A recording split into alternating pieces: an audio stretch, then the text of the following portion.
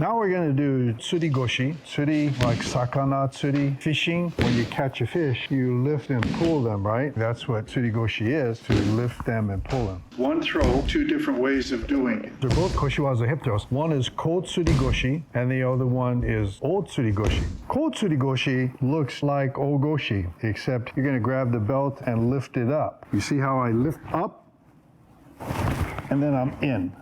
Whereas on O-goshi, I come around here, right? And I'm pulling and I continue my turn. Kuzushi never stops until they're 6 feet under. The question is, do I pull up? Do I pull out? Do I pull around? What's the answer? Whatever works best for you, and you have to figure that out. It's situational. If you have a person shorter, you don't want to pull it down here because it just makes them bend more. The idea is to remember that you always have to have Kuzushi. Like I said, once you stop the Kuzushi, then that's a break in the chain reaction. When you're doing this, you want to turn your head and make this kind of a motion here. This motion here to lift them up. So how you practice this on your own is here, here. You see how I'm rocking this way here to lift up? See how I rock to lift up? And then here. Hey, up. On kotsuri-goshi, the footwork is more like a uki-goshi, whereas otsuri-goshi is more like a O-goshi. I've got the belt. So instead of stepping way over here, because the arm is bending back, it puts a lot of pressure on my shoulder, yeah? So I'm gonna step in uki-goshi style and lift up. See? So uki-goshi here, and then turn, see how the elbow goes up? 1, 2.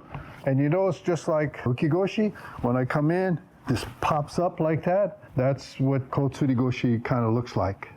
You have to look at where your hand goes. A lot of folks try to grab way over here.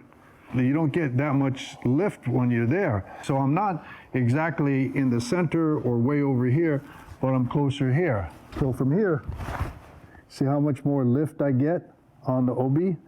Whereas over here, I don't get as much lift because my arm is more straight. Watch as my elbow straightens when I come around here. If I bring it back, you see how it bends? So that the elbow is going up. Pow that way. So you aim your hip bone right into the mata. The mata is the inside of the V. The hip hits right into family jewels. Pow! That's what makes them go oop, like that. It lifts them up. So O-tsuri-goshi, get someone that's fighting this way here. So here, this comes over here and grabs. Now you notice where my armpit is? Don't put it up here because you won't be able to pull them right here. And then I pull them up. Make sure that when you come over that your hand is like this, not like this.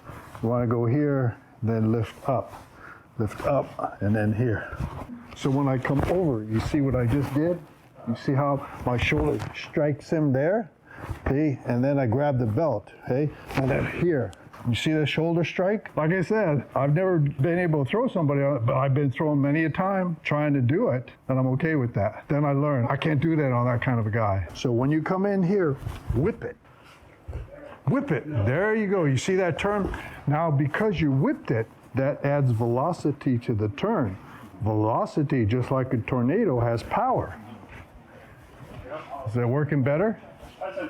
I bet you it'll work 10 times better if you turn your head. There you go. It does, doesn't it? You don't have to necessarily grab the belt. You could grab the pants. That's a major wedgie. And back then, you know, because everyone went commando, that wedgie with the judo-gi, not a pleasant feeling. And you could actually get material burns on your crack, seriously, by practicing it. So you better edit that out.